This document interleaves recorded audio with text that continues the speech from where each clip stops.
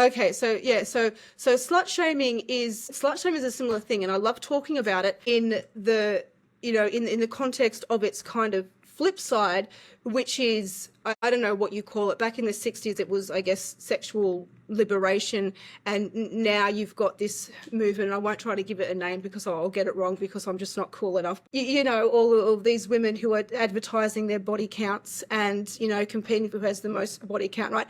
And that's the flip side of slut shaming. So on the one hand, it's basic kind of slut shaming is this notion that you are policing the price of sex. So what you've got is say in any kind of society you have a hierarchy, and so we can think about this in a very real sense. And sometimes I sort of give the example of schools, high schools, because that's where the female hierarchy is visible. I think for everybody knows that there were mean girls in high school, and everybody knows who they were, and somehow everybody, even though, and it's funny, what I also find funny about that is everybody calls them the popular girls, even though they're universally hated by everybody.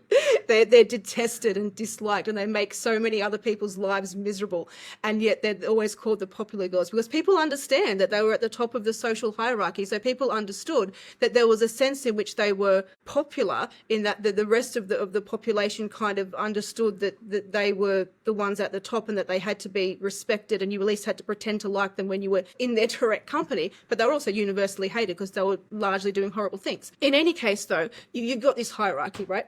And so you've got the women at the top of the hierarchy who would frequently be the ones responsible for slut shaming the women below. So the women at the top are trying to make sure that the market price of sex is high. They don't want there to be a lot going around, but often what these girls would do as well is the market price of sex is very high, and so for them it was a very valuable commodity that they could use on occasion, and so they were free, partly because of the social status they had that protected them from being slut shamed by someone else. They were free to use this commodity, and not necessarily to cheapen it irrevocably by sleeping around with everybody, but they could use it strategically. However, they used slut shaming to make sure that anybody that was sort of below them in the hierarchy wasn't also able to do the same thing. So